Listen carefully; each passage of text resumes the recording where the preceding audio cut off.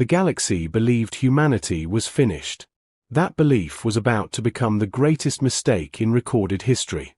On the edge of the Orion Drift, where dying stars lit space in cold blue fire, the shattered remains of Outpost Helios 9 drifted silently. Broken metal spun slowly. Emergency lights flickered like fading heartbeats. No distress signal remained. To the alien empires watching from afar, the outpost was already marked as cleared. Inside the wreckage, one human was still alive. Captain Elias Vaughn lay against a fractured bulkhead, his armor cracked open like a broken shell. Blood soaked his chest plate and floated in small red spheres around him, mixing with the thick black mist released by alien toxins. Every breath felt heavier than the last. His lungs burned. His vision faded in and out. The poison was designed that way. The Krell Dominion never killed quickly. They preferred slow endings. Fear was part of their science. Elias had fought for 17 years. He had seen worlds burn. He had watched entire colonies vanish. But this felt final. Helios 9 was humanity's last listening post beyond their home system. With it gone, humans would be blind, isolated, and surrounded. The Krell knew this. That was why they came in force. Elias tried to move his arm. It didn't respond. His nervous system was shutting down. The toxin was rewriting his cells, breaking them apart piece by piece. He had minutes left. Maybe less. Through a torn corridor wall, emergency lights revealed scattered bodies, human soldiers and something else. Alien. Tall. Pale. Long-limbed. Their armor was organic, grown rather than built. Even in death, their presence felt heavy. Elias recognized the species instantly. Narcta. The galaxy whispered about them like myths. Vampire-born aliens who fed on exotic bloodlines. Their biology was ancient, dangerous, and powerful beyond understanding. Most species feared them. Some worshipped them. A few fought beside humans. The Narcta warrior lay broken, its chest split open by a Krell plasma blade. What spilled from the wound was not red. It glowed, deep crimson mixed with violet light, like liquid stars. The blood was still alive. Elias felt it before he understood it. A strange pull. A pressure in his chest that wasn't pain. Stories flooded his mind. Human soldiers talked in low voices about Narcta blood. How it healed. How it transformed. How it killed almost everyone who touched it. Human DNA wasn't compatible. No one survived. Elias laughed weakly, coughing blood into his helmet. "Well," he whispered, voice breaking, "guess I won't ruin the statistics." The station trembled as distant explosions echoed. Krell boarding teams were moving through the wreckage, clearing survivors. Finishing the job. Elias had a choice. Die slowly, choking on alien poison. Or die fast, trying something impossible. He dragged himself across the floor using one arm. Every inch felt like fire. His nerves screamed, but he refused to stop. The Narcta body was cold now, but the blood still pulsed faintly, glowing brighter as he neared it. His hand trembled as he pulled a combat blade free. The alien skin resisted the blade at first, tougher than steel. Elias pushed harder. The surface split. Light spilled out. The smell was sharp and electric, like ozone after lightning. Elias felt his heart stutter. "This is it," he murmured. He didn't hesitate again. Elias pressed his mouth to the wound and drank. The universe exploded. Pain unlike anything he had ever known tore through him. His body convulsed.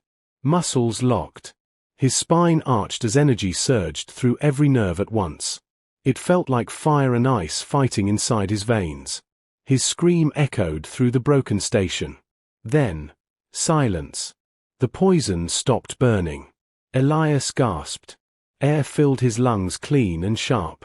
His heart slammed once, twice, then settled into a new rhythm, slow, powerful, unstoppable. His wounds closed before his eyes. Shattered ribs pulled together. Burned tissue rebuilt itself. The alien toxin was torn apart, molecule by molecule, erased as if it had never existed. Elias staggered to his feet. He wasn't weak anymore. He could hear things, distant boots, overlapping heartbeats, the hum of Krell weapons charging. He could feel them moving through the station. 12 enemies. Armed. Armored. Confident. Elias clenched his hands. The metal bulkhead dented under his grip. He stared at it in shock, then smiled. "I'm still human," he said softly. But the galaxy was about to learn something terrifying. Humanity had never been weak. They had just been waiting for the moment they stopped playing by the rules. Elias stepped into the darkness, moving toward the sound of approaching Krell soldiers. And for the first time since the war began, the hunters were about to become the hunted. The first Krell soldier died without understanding what killed him. Elias Vaughn moved through the ruined corridors of Alios, 9 like a shadow that had learned how to hunt. His footsteps made no sound. His breathing was slow, controlled, almost calm. Every sense felt sharpened beyond reason. He could feel the station. The vibration of metal. The heat signatures bleeding through walls. The electrical pulse of alien weapons charging. The Krell soldiers thought the outpost was empty, nothing more than a tomb. They were wrong. 3 Krell warriors advanced down the central passage, their bioarmor pulsing faint green as it adapted to the environment. Their weapons hummed softly, ready to fire at the first sign of movement. They smelled death. But not Elias. He dropped from above. The ceiling panel bent under his weight, then tore free as he landed behind them. Before the first Krell could turn, Elias drove his elbow into the alien's spine. The armor shattered. The body collapsed like wet clay. The second fired instinctively. Elias twisted. The plasma bolt grazed his shoulder, burning cloth and skin, then stopped. The flesh knitted itself together before the pain could fully register. Elias felt it heal, fast and hungry, like his body wanted the damage.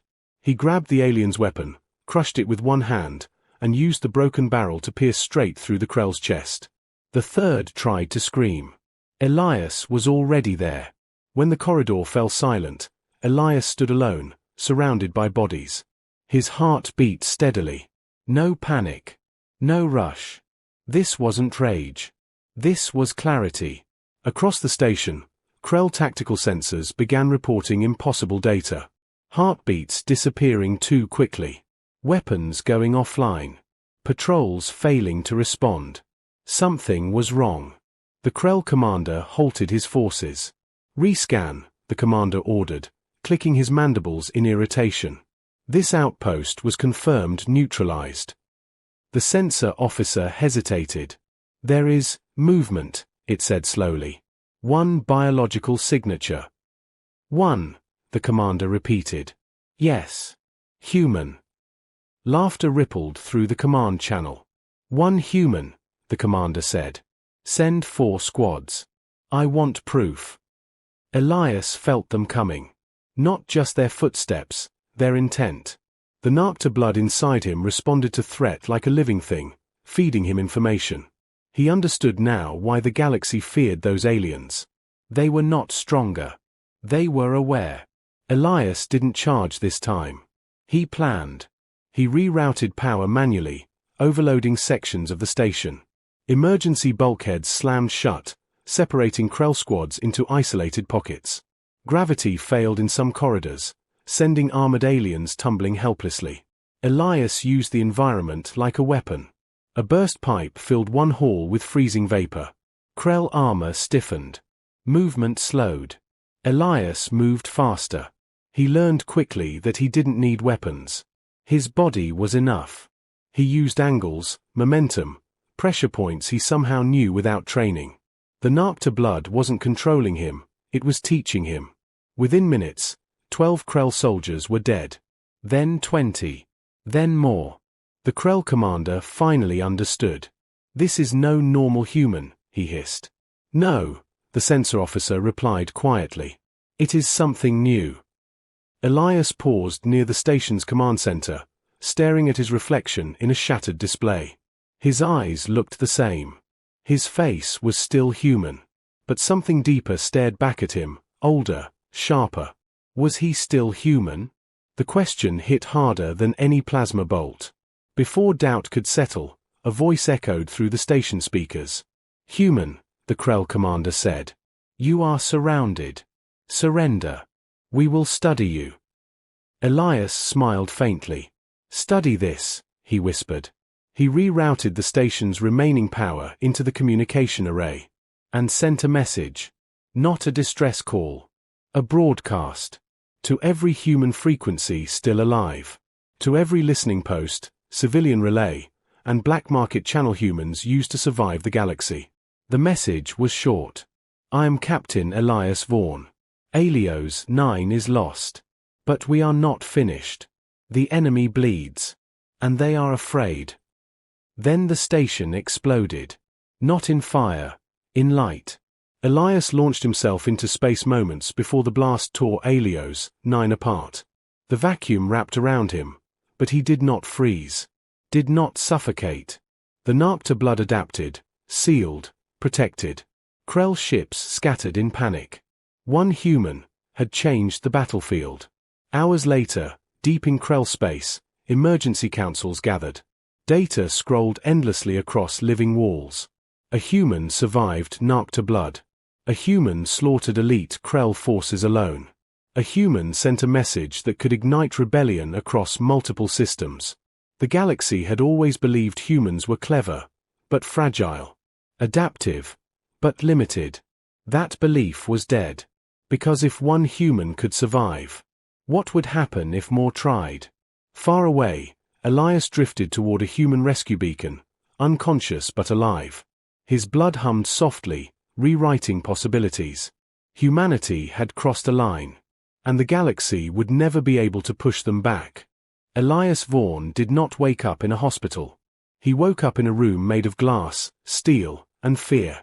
Bright white lights hovered above him. Machines hummed softly. Human voices whispered behind reinforced panels. Every sensor known to humanity was pointed directly at his body. He felt them before he saw them. Doctors. Scientists. Military command. Watching. Waiting. Testing. Elias sat up slowly. The room erupted in alarms. Vitals spiking. No tissue rejection. God, it's stable. A woman stepped forward, her uniform marked with the insignia of Terran Adaptive Research Command. Her name badge read Dr. Lyra Hale. "Captain Vaughn," she said carefully. "Do you know where you are?" "Somewhere people are scared of me," Elias replied. She didn't deny it. "You survived something no human ever has," Hale said. "Narcta blood should have killed you in seconds. Instead, your body rewrote itself." Elias looked down at his hands. They looked normal. Too normal. "What did it change?" he asked. Dr. Hale hesitated. "Everything," she said. Screens lit up around the room. DNA maps twisted and reshaped themselves in real time. "The Narcta blood didn't overwrite your biology," Hale explained. "It interacted with it. Human cells didn't submit.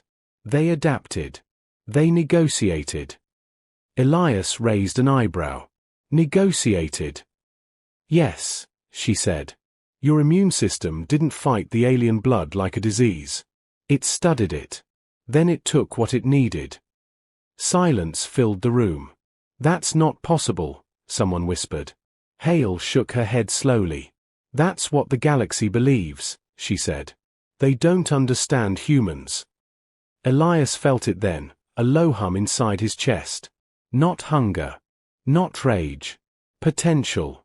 Across Earth and its colonies, the message Elias sent from Alios 9 had spread like wildfire. Humans watched the footage on broken screens, pirate relays, and hidden channels. One man. One impossible survival. And the aliens were afraid. Military councils convened in secret. Scientists argued. Philosophers panicked. But humanity did what it always did when pushed to extinction. They experimented. Carefully. Volunteers stepped forward. Not soldiers chasing power. Parents. Engineers. Medics. People who had lost everything to alien empires. Humanity didn't inject Narcta blood blindly. They diluted it. mapped it, learned how it reacted differently to different human genetics. They discovered something shocking. The NPX blood wasn't the key. Human adaptability was. Some humans gained heightened senses. Others gained accelerated healing. A few developed neural enhancements, faster thinking, deeper pattern recognition. Not monsters. Specialists. Humanity didn't create super soldiers. They created problem solvers. Meanwhile, alien intelligence networks lit up with warnings. Krell Command intercepted human research data. This is escalation, one alien counselor hissed. They are not copying us, another replied. They are surpassing us. The NPX themselves took notice. Ancient observers, long hidden from galactic politics, began watching humanity with something close to awe. The humans did not consume the blood, one elder whispered. They mastered it. Elias trained under constant observation.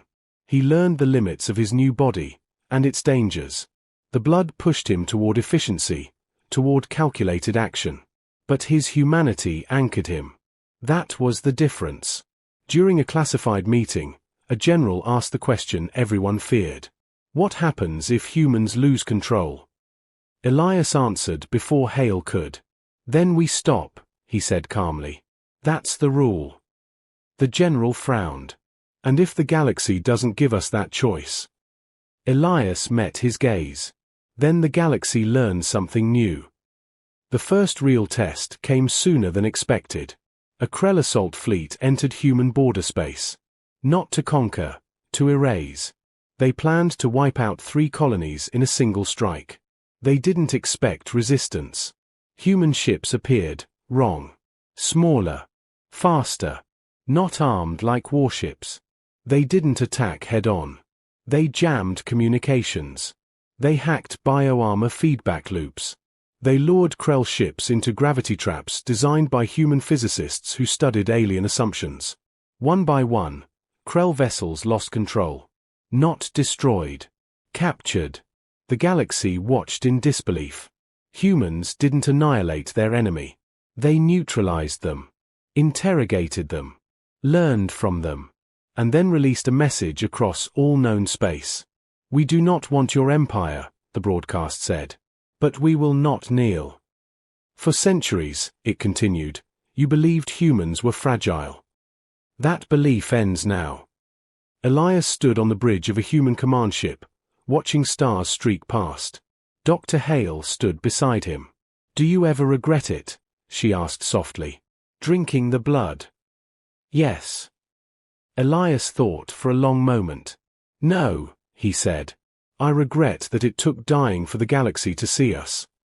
Far away, alien councils whispered the same thought in different languages. Humanity had changed. Not through domination, but through understanding. And the galaxy was beginning to realize the truth. Humans were not dangerous because they were strong.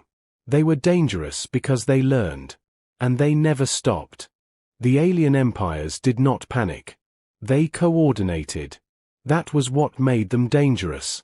For centuries, the galaxy had survived by rules, predictable wars, limited retaliation, controlled extinction. Humanity had broken those rules without even realizing it. And now the old powers moved to restore order. Not with fleets. With fear. Across known space, trade routes went silent. Human merchant ships vanished without distress calls. Neutral species suddenly reconsidered treaties with Earth. Information networks flooded with lies. Humans were unstable. Humans were corrupted. Humans were becoming monsters. The message was clear. Isolate them. Starve them. Turn the galaxy against them. On Earth, the pressure was immediate. Food shortages hit outer colonies first. Energy prices spiked.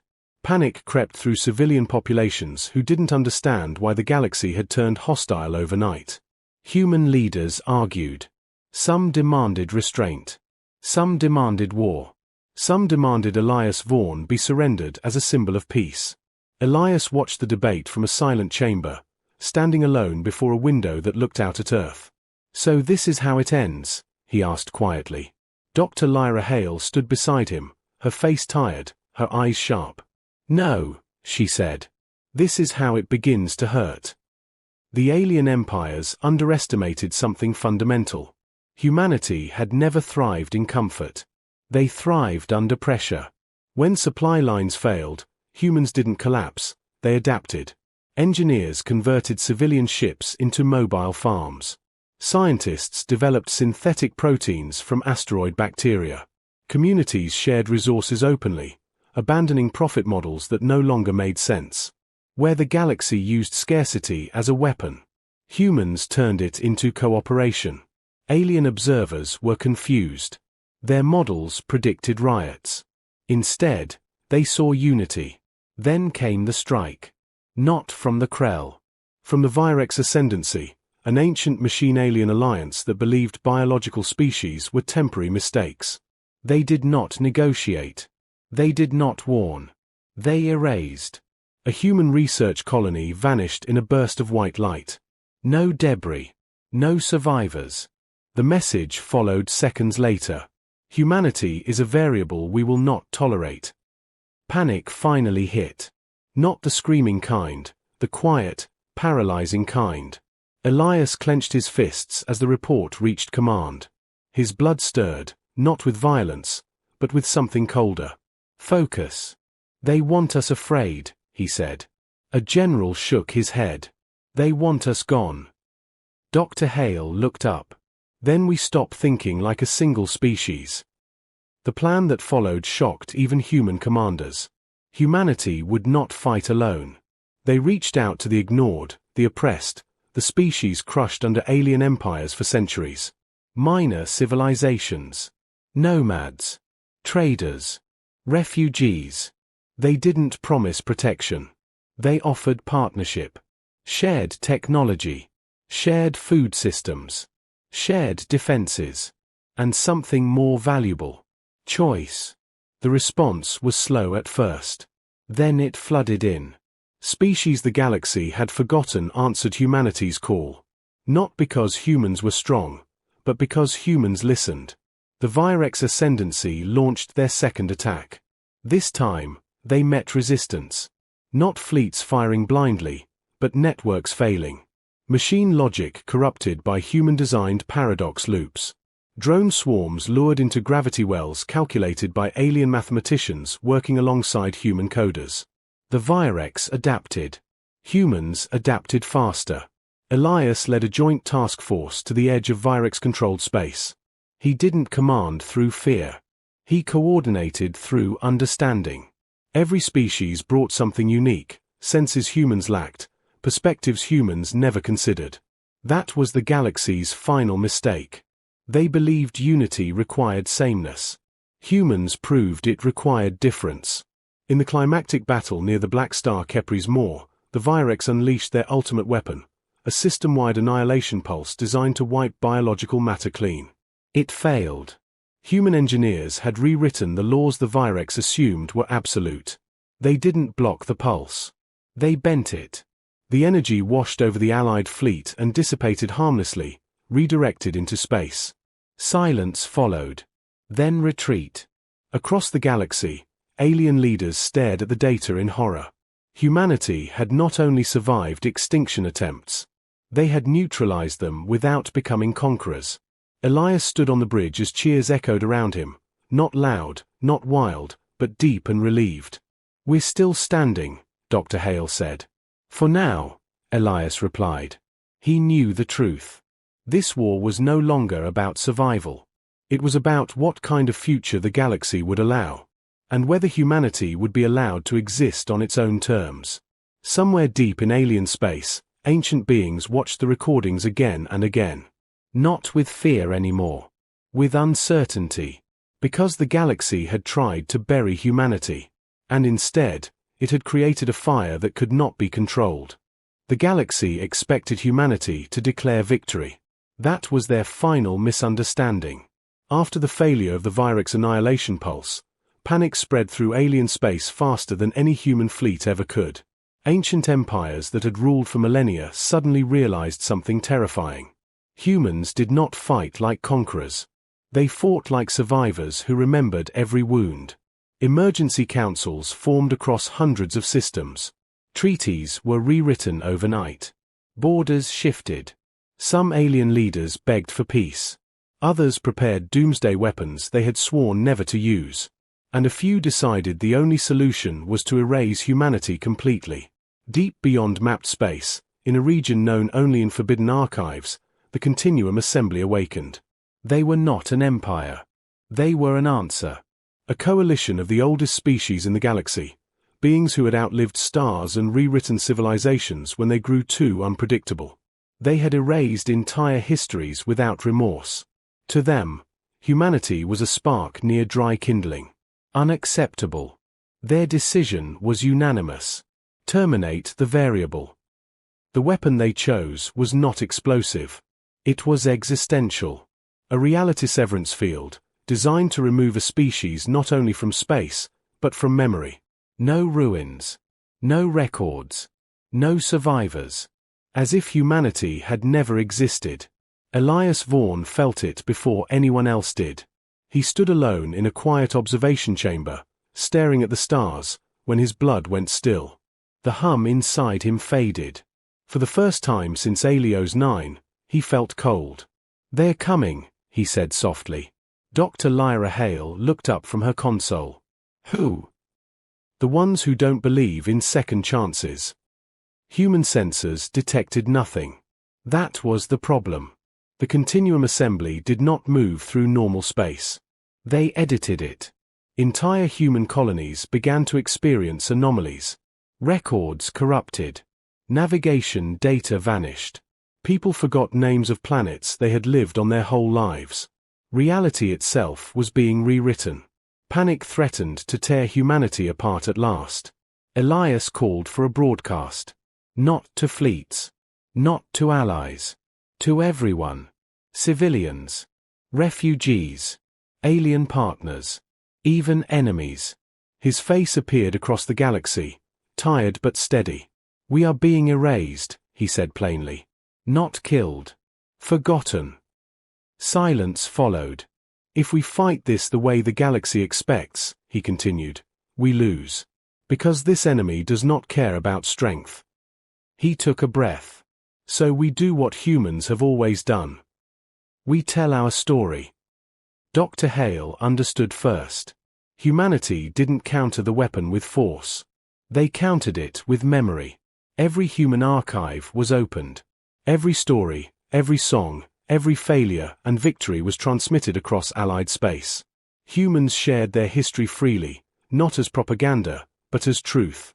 Their mistakes. Their wars. Their compassion.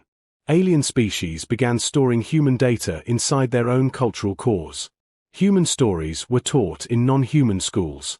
Translated into forms humans couldn't even understand.